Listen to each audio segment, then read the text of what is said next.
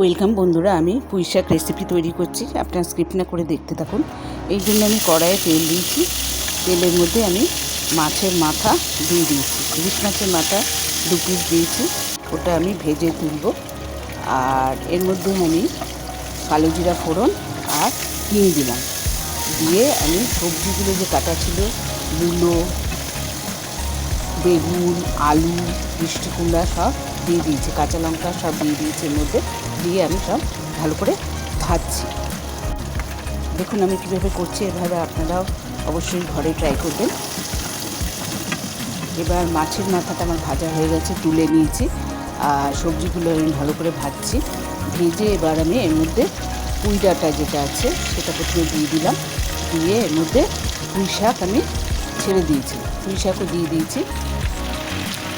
দিয়ে এর মধ্যে আমি এবার ভালো করে মিশিয়ে সব দিচ্ছি, সব কিছু ভালো করে মিশাচ্ছি।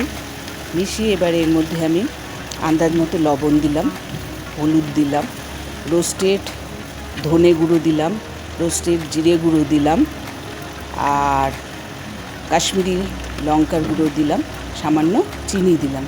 দিয়ে আমি সব ভালো করে মিশিয়ে দিচ্ছি।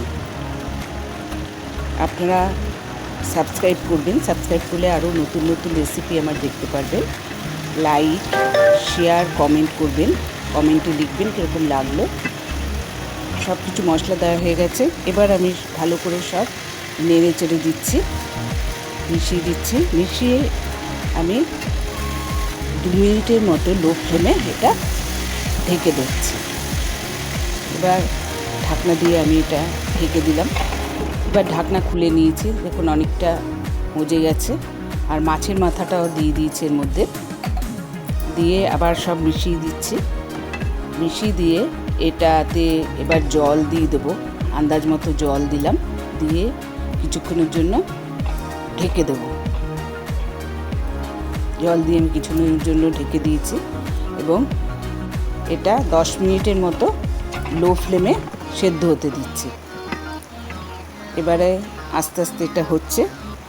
আমার পুঁই শাক রেসিপি ঢাকনা খুলে নিয়েছি। খুলে আমার পুঁই শাক রেসিপি তৈরি হয়ে গেছে। দেখুন কীরকম মজে গেছে জিনিসটা, আর শুকিয়েও গেছে।